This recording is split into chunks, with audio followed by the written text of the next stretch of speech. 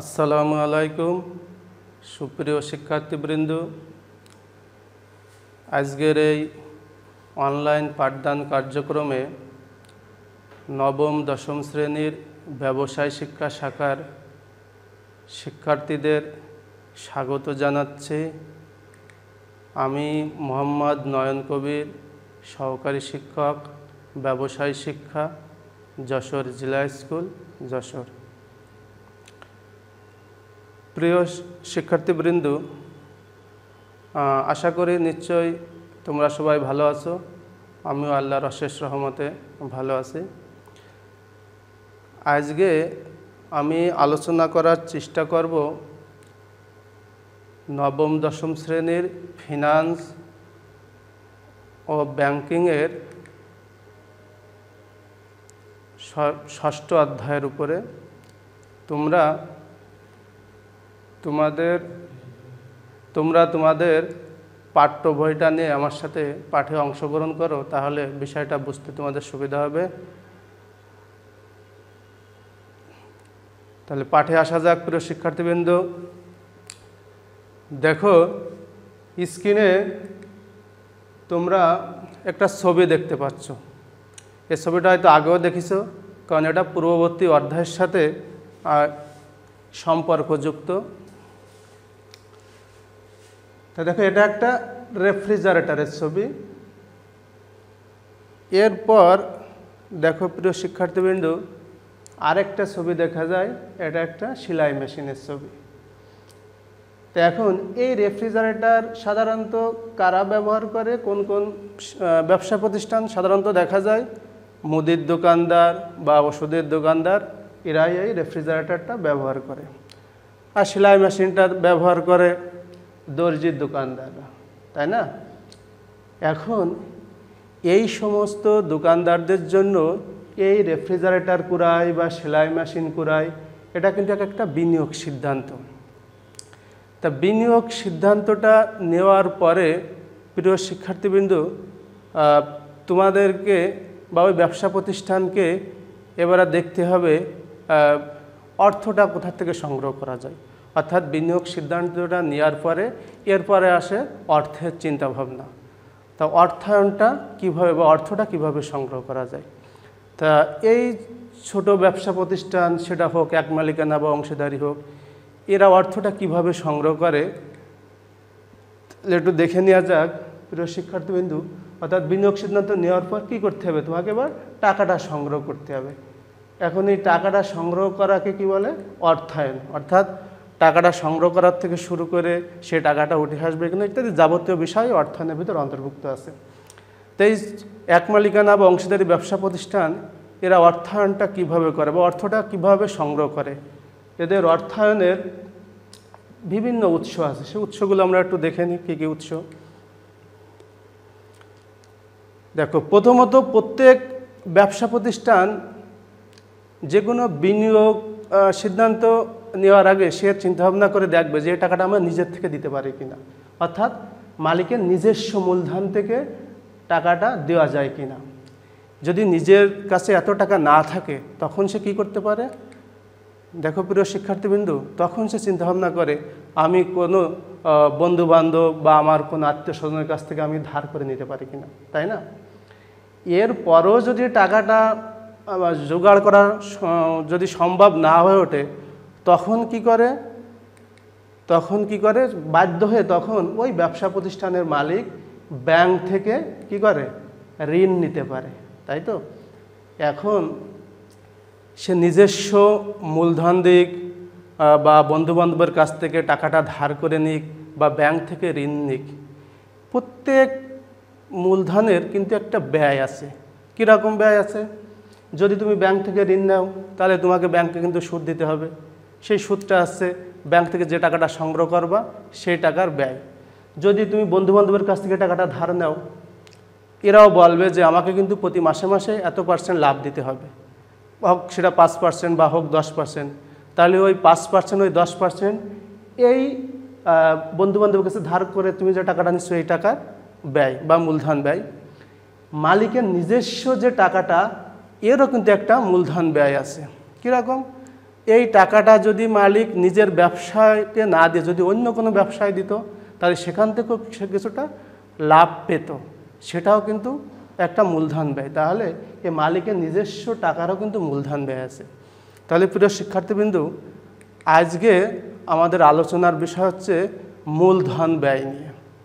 তাহলে আজকে আমি আলোচনা করব এই ফিনান্স ও ব্যাংকিংয়ের 6ষ্ঠ অধ্যায়ের মূলধন ব্যয়। তা এই মূলধন ব্যয় এই অধ্যায়ে প্রিয় শিক্ষার্থীবৃন্দ, এটা কিন্তু ছোটোখাটো ব্যবসা প্রতিষ্ঠানে সাধারণত এই মূলধন 6ষ্ঠ অধ্যায়টা আলোচনা করা হয়নি। এটা একটা বৃহৎ ব্যবসা প্রতিষ্ঠান, অর্থাৎ সেটা হতে পারে সাধারণত এটা এখানে কোম্পানি সংগঠন নিয়ে আলোচনা করা হয়েছে, পাবলিক লিমিটেড কোম্পানি নিয়ে এখানে আলোচনা করা হয়েছে। এখন এই এক মালিকানা বা অংশীদারি ব্যবসা প্রতিষ্ঠানের মূলধন সংগ্রহের উৎস বা পাবলিক লিমিটেড কোম্পানির মূলধন সংগ্রহের উৎসটা কিন্তু আলাদা। তা আমরা আগে একটু মূলধন ব্যয়ের সংজ্ঞাটা একটু দেখে নিই। আসলে মূলধন ব্যয় বলতে আমরা কি বুঝি? দেখো, অর্থায়নের বিভিন্ন উৎস রয়েছে। প্রতিটি উৎস থেকে অর্থ সরবরাহকারীদের একটি প্রত্যাশিত আয় থাকে। তা অর্থায়নের বিভিন্ন উৎস মানে কি? ওই যে মালিকের নিজস্ব টাকা বা বন্ধুবান্ধবের কাছ থেকে ধার করা টাকা অথবা ব্যাংক থেকে ঋণ নেওয়া, এটা হচ্ছে অর্থায়নের বিভিন্ন উৎস। প্রতিটি উৎস থেকে অর্থ সরবরাহকারীদের বা অর্থ সরবরাহকারী কারা?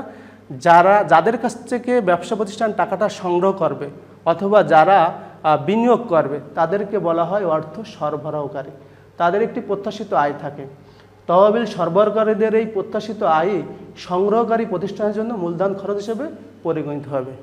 তাহলে নিশ্চয়ই প্রিয় শিক্ষার্থীবৃন্দ, তোমরা এই সংজ্ঞাটার মাধ্যমে বুঝতে পেরেছো মূলধন ব্যয় জিনিসটা কী। তাহলে আমি যে কথা বলছিলাম, আসলে এই অধ্যায়টা এক মালিকানা বা অংশীদারি কারবারের কথা নিয়ে আলোচনা করিনি। এটা মূলত আলোচনা করা হয়েছে কোম্পানি সংগঠন নিয়ে। তাহলে কোম্পানি সংগঠন বা কোম্পানি ব্যবসা প্রতিষ্ঠান এরা টাকাটা কিভাবে সংগ্রহ করে, এটা আমরা একটু দেখব। মূলধনের উৎস,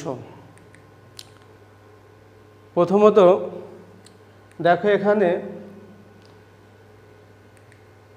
পাবলিক লিমিটেড কোম্পানি প্রথমত কি করতে পারে? ব্যাংক থেকে ঋণ নিতে পারে। আবার এটা দেখো বন্ডের মাধ্যমে টাকাটা সংগ্রহ করতে পারে। এটা দেখো ডিবেঞ্চারের মাধ্যমে কিন্তু টাকাটা সংগ্রহ করতে পারে। তাই বন্ড আর ডিবেঞ্চার এটাও কিন্তু এক প্রকার ঋণের এক একটা নাম। অর্থাৎ এই তিনটে ব্যাংক ঋণ বা ডিবেঞ্চার বন্ড এগুলো হচ্ছে ঋণ। তাহলে পাবলিক লিমিটেড কোম্পানি ঋণের মাধ্যমে তারা টাকাটা সংগ্রহ করতে পারে। আর কিভাবে টাকাটা সংগ্রহ করে? দেখো প্রিয় শিক্ষার্থীবৃন্দ, তোমরা মনে হয় বিভিন্ন পেপার পত্রিকায় বা যখন খবর দেখো তখন এরকম একটা লেখা একটা বিল্ডিং দেখতে পাও মাঝে মাঝে। এটা হচ্ছে ঢাকা স্টক এক্সচেঞ্জ। এখানে কি হয় জানো? হ্যাঁ, এখানে শেয়ার ক্রয় বিক্রয় হয়। এখানে শেয়ার ক্রয় বিক্রয় হয়। তাহলে পাবলিক লিমিটেড কোম্পানি শেয়ার ক্রয়ের মাধ্যমেও শেয়ার বিক্রয়ের মাধ্যমে পাবলিক লিমিটেড কোম্পানি শেয়ার বিক্রয়ের মাধ্যমে কিন্তু তাদের টাকাটা সংগ্রহ করতে পারে। তাহলে কয় ধরনের শেয়ার ক্রয় করে? এখানে পাবলিক লিমিটেড কোম্পানি দুই ধরনের শেয়ার বিক্রয় করে।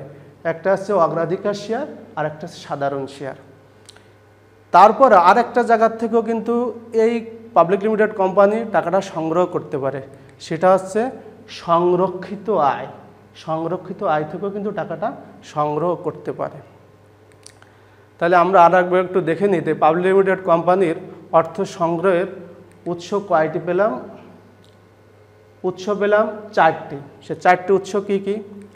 দেখো, 1 নম্বর উৎসটা আসছে সেটা ঋণ নিতে পারে, ঋণ ডিবেঞ্চার বা বন্ডের মাধ্যমে টাকাটা সংগ্রহ করতে পারে। 2 নম্বরে দেখো অগ্রাধিকার শেয়ার বিক্রয় করেও টাকাটা সংগ্রহ করতে পারে। 3 নম্বরে দেখো সাধারণ শেয়ার বিক্রয় করেও টাকাটা সংগ্রহ করতে পারে।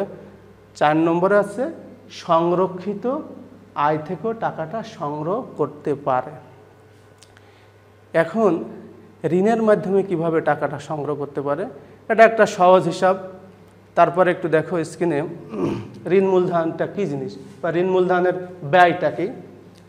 প্রত্যেকটি প্রতিষ্ঠান সাধারণত 1 বা একাধিক উৎস থেকে ব্যবসার জন্য ঋণ সংগ্রহ করে থাকে। ছোট ব্যবসায় প্রতিষ্ঠানের ঋণ মূলধনের প্রধান উৎস হচ্ছে ব্যাংক বা আর্থিক প্রতিষ্ঠান থেকে প্রাপ্ত ঋণ। আবার বড় বড় ব্যবসায় প্রতিষ্ঠান বা কোম্পানি ব্যাংক বা আর্থিক প্রতিষ্ঠান থেকে ঋণের পাশাপাশি বন্ড বা ঋণপত্র বিক্রির মাধ্যমে অর্থের সংস্থান করে থাকে। ব্যাংক বা আর্থিক প্রতিষ্ঠান থেকে ঋণ নিয়ে মূলধনের সংস্থান করলে ঋণ মূলধন ব্যয় নির্ণয় খুব সহজ। এক্ষেত্রে ব্যাংক কর্তৃক ধার্যকৃত সুদের হার ব্যবসা প্রতিষ্ঠানের জন্য মূলধন ব্যয় হিসেবে পরিগণিত হয়। বিষয়টা হচ্ছে কি প্রিয় শিক্ষার্থীবৃন্দু, যদি কোনো ব্যবসা প্রতিষ্ঠান মনে করো ব্যাংক থেকে 12% সুদে ঋণ নিল, 12% সুদে 5 লক্ষ টাকা ঋণ নিল, তাহলে ওই 5 লক্ষ টাকার ঋণ মূলধন ব্যয় হবে 12% সুদ। তাহলে 5 লক্ষ টাকার 12% সুদ কত হতে পারে? 60,000 টাকা। তাহলে ওই 5 লক্ষ টাকার ঋণ মূলধন ব্যয় হবে 60,000 টাকা।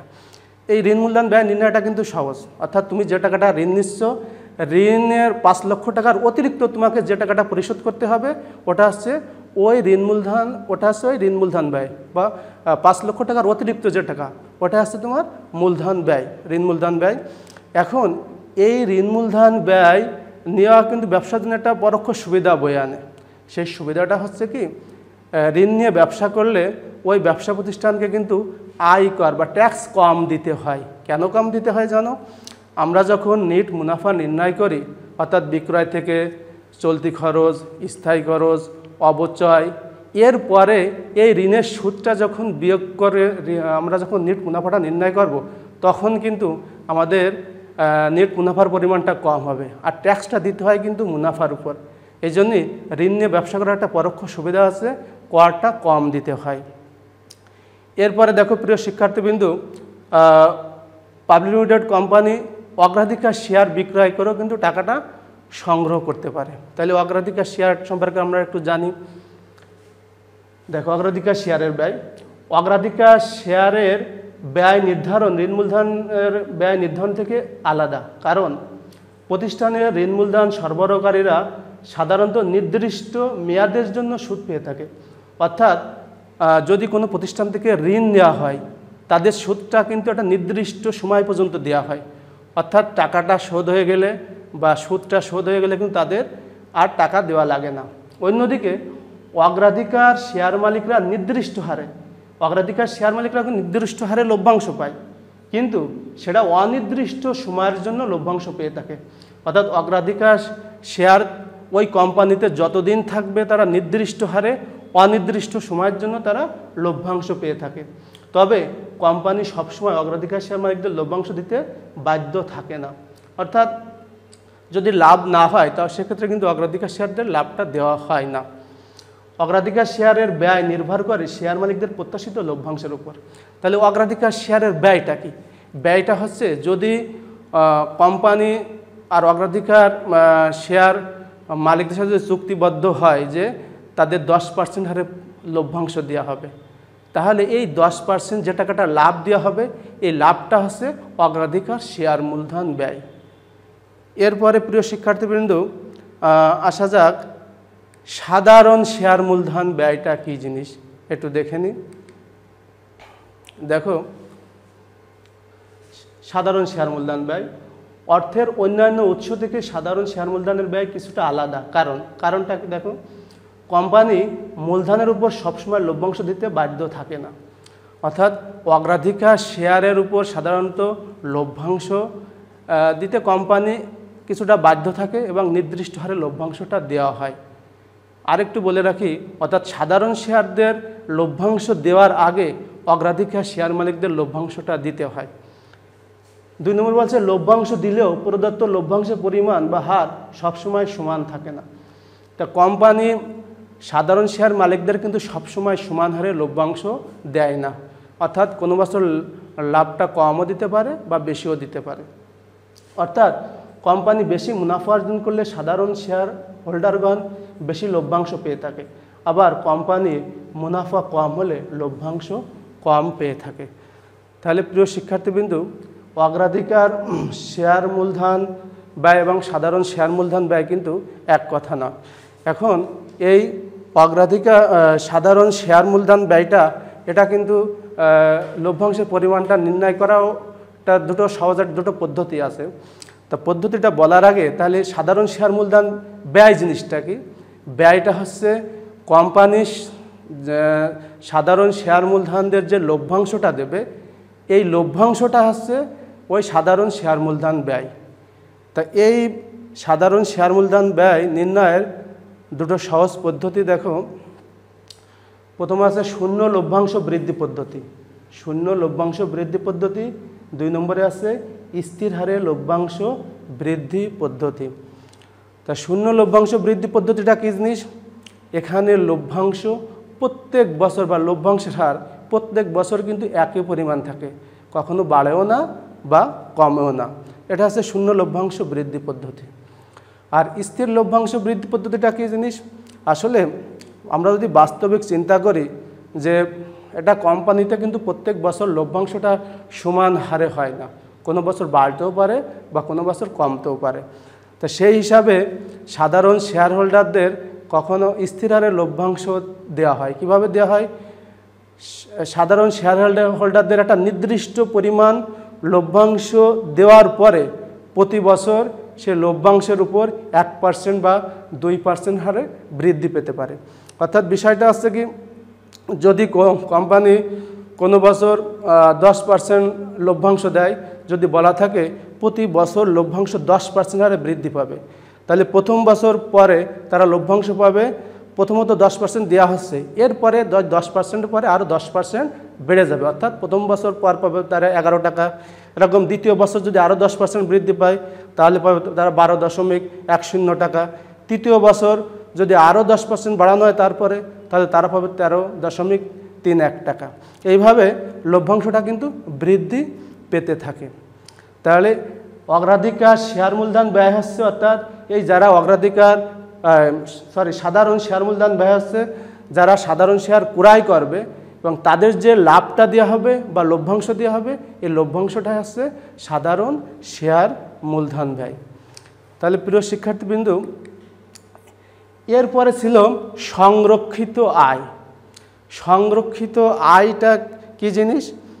সংরক্ষিত আয়টা হচ্ছে, দেখো, কোম্পানি মনে করো কোনো বছর 50 লক্ষ টাকা মুনাফা অর্জন করলো। এখন এই 50 লক্ষ টাকার 40 লক্ষ টাকা শেয়ার হোল্ডারদের ভিতর বন্টন করে দিল। বন্টন করে দেওয়ার পর আর 10 লক্ষ টাকা কোম্পানিতে রেখে দিল। এটা কিন্তু শেয়ার হোল্ডারদের ভিতর বন্টন করলো না। এটা হচ্ছে সংরক্ষিত আয়। অর্থাৎ মুনাফার যে অংশটা অবন্টিত অবস্থায় কোম্পানিতে রেখে দেওয়া হয় সেটাকেও সংরক্ষিত আয় বলা যায়। তারপরে আমরা একটু দেখি এখন এই সংরক্ষিত আয়ের ব্যয়টা কি। এটা মনে হতে পারে তাহলে সংরক্ষিত আয়ের ব্যয়টা কি। তারপরে আমরা একটু দেখি এখানে কি লেখা আছে। কোম্পানির অর্থায়নের অন্যতম একটি উৎস হচ্ছে সংরক্ষিত আয়। কোম্পানি প্রতি বছর যে পরিমাণ টাকার মুনাফা অর্জন করে সেটির পুরোটা শেয়ার মালিকদের মধ্যে লভ্যাংশ হিসেবে বন্টন না করে কিছু অংশ প্রতিষ্ঠানে রেখে দেয়। দেখো, একটা উদাহরণস্বরূপ, একটি কোম্পানি কোনো বছরে 50 লক্ষ টাকা মুনাফা করলে এবং উক্ত মুনাফা থেকে 25 লক্ষ টাকা ব্যবসায় রেখে দিলে 25 লক্ষ টাকা ব্যবসায় সংরক্ষিত আয় হিসেবে গণ্য হবে। এখানে বোঝানো হচ্ছে যে কোম্পানি মুনাফা করেছে 50 লক্ষ টাকা, তার ভিতর 25 লক্ষ টাকা শেয়ার হোল্ডারদের ভিতর বন্টন করে দেওয়া হয়েছে আর 25 লক্ষ টাকা কোম্পানিতে রেখে দেওয়া হয়েছে। এটা হচ্ছে সংরক্ষিত আয়। এভাবে সংরক্ষিত আয় থেকে পরবর্তীতে বিভিন্ন বিনিয়োগ সুযোগ বা প্রকল্প বাস্তবায়নে অর্থায়নের ব্যবস্থা করা হয়। সংরক্ষিত আয় থেকে অর্থায়ন করা হয় বলে অনেকের কাছে মনে হতে পারে যে সংরক্ষিত আয়ের কোনো ব্যয় নেই, কিন্তু এ ধারণাটি ভুল। কারণ এ সংরক্ষিত আয়ের আপাত দৃষ্টিতে বাহ্যিক কোনো ব্যয় না থাকলে এর একটি সুযোগ ব্যয় আছে। তাহলে সুযোগ ব্যয়টা কী জিনিস? তোমাদের বইয়ে একটা উদাহরণ দেওয়া আছে, দেখো একটু উদাহরণটা দেখো। সংরক্ষিত আয়ের সুযোগ ব্যয় বোঝার আগে সুযোগ ব্যয়ের ধারণা বোঝা দরকার। মনে করো তোমার বাবার কোনো একটি ব্যাংকে 10 লক্ষ টাকা জমা আছে। তোমার ভাইয়া তোমার বাবাকে একদিন বলল, বাবা তোমার অ্যাকাউন্টে যে 10 লক্ষ টাকা পড়ে আছে সেটা আমাকে দাও, আমি ব্যবসা করব। তোমার ভাইয়ার এ কথাটি ঠিক নয়, কারণ টাকাটা আসলে অলস পড়ে নেই।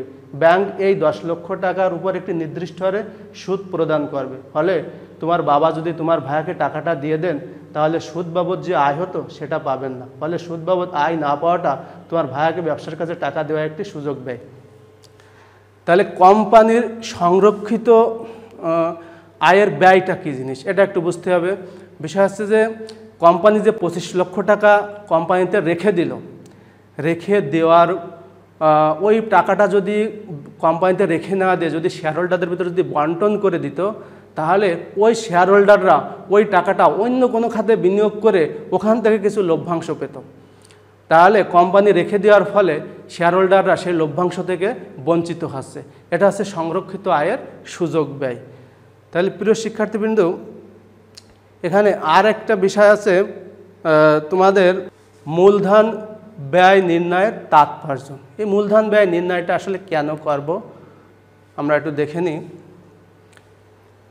প্রতিষ্ঠানের আর্থিক ব্যবস্থাপনার সিদ্ধান্ত গ্রহণে অর্থায়নের সঠিক উৎস বেছে নেওয়া থেকে শুরু করে বিনিয়োগ সুযোগ বা প্রকল্প মূল্যায়ন পর্যন্ত প্রয়োগ করা হয় মূলধন খরচ।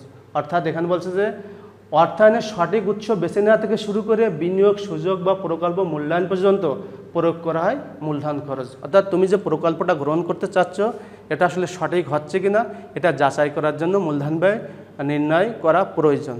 তো এখানে এই মূলধন ব্যয়টা দুইভাবে নির্ণয় করা হয়। একটা হচ্ছে বিনিয়োগ সিদ্ধান্ত সংক্রান্ত, আর একটা আছে মূলধন কাঠামো সংক্রান্ত। তাহলে বিনিয়োগ সিদ্ধান্ত সংক্রান্ত মূলধন খরচটা কী জিনিস? মনে করো কোনো কোম্পানি 50 লক্ষ টাকা দিয়ে একটা কারখানা স্থাপন করলো এবং এই 50 লক্ষ টাকা হয়তো সে ব্যাংক থেকে 15% সুদে ঋণ নিয়ে এই কারখানাটা স্থাপন করলো। অর্থাৎ 50 লক্ষ টাকা সে ব্যাংক থেকে ঋণ নিছে এবং সুদের হার কত? 15%।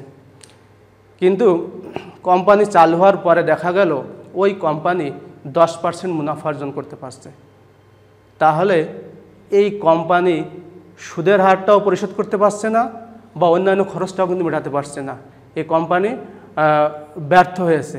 এই জন্যে এই বিনিয়োগ সিদ্ধান্ত গ্রহণ করার আগে আমাকে দেখতে হবে যে আমার সকল প্রকার আমার যে মুনাফা অর্জন হবে সেখান থেকে আমি সকল প্রকার খরচ আমি মেটাতে পারবো কি না।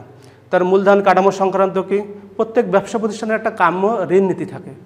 অর্থাৎ মালিকের নিজস্ব মূলধন কত থাকবে বা ঋণকৃত মূলধন কত থাকবে, সেটা হতে পারে 60:40। অর্থাৎ যদি নিজস্ব মূলধন যদি 60% থাকে তাহলে ঋণকৃত মূলধন 40% বা 40:60 হতে পারে। তো এখানে দেখতে হবে যে এই মূলধন কাঠামোর সবথেকে কোনটায় খরচটা কম হয় সেই মূলধন কাঠামোটা গ্রহণ করতে হবে। তাহলে প্রিয় শিক্ষার্থীবৃন্দ, তাহলে মূলধন ব্যয়টা আমি আরেকবার একটু বলি। অর্থাৎ ব্যবসা প্রতিষ্ঠান ব্যবসা শুরু করার জন্য বাইরের থেকে বা মালিকের নিজস্ব মূলধন থেকে যে টাকাটা সংগ্রহ করে ব্যবসাটা শুরু করবে এবং এই টাকা সংগ্রহ করার কারণে যাদের কাছ থেকে টাকাটা সংগ্রহ করা হচ্ছে তাদের অতিরিক্ত যে টাকাটা দিতে হয় এটা হচ্ছে ওই টাকার মূলধন ব্যয় হিসেবে গণ্য হয়। তাহলে প্রিয় শিক্ষার্থীবৃন্দ, আমি একেবারে ক্লাসের শেষ পর্যায়ে চলে আসছি। তা তোমাদের একটা বাড়ির কাজ দিচ্ছি, তোমরা এই কাজটা একটু বাসায় পড়বা, দেখবা তোমাদের বইতে আছে এবং আমার আলোচনার ভিতরে অনেকটা চলে আসছে। মূলধন ব্যয় কি?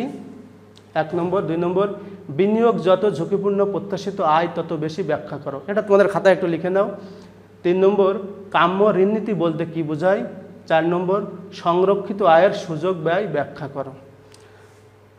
তাহলে প্রিয় শিক্ষার্থীবৃন্দ, এই অধ্যায়তে কিন্তু কিছু গাণিতিক সমস্যা আছে, এটা আমরা আগামী ক্লাসে করার চেষ্টা করব। তা তোমরা আজকের বিষয়টা তোমরা পাঠ্য বই থেকে আরেকটু পড়বা, পড়লে ভালো করে বোঝার চেষ্টা করবা এবং এই বাড়ির কাজটা তোমরা বাসায় পড়বা। তাহলে আজকে এই পর্যন্ত, আগামী ক্লাস পর্যন্ত তোমরা সবাই ভালো থাকো, সুস্থ থাকো। আল্লাহ হাফেজ।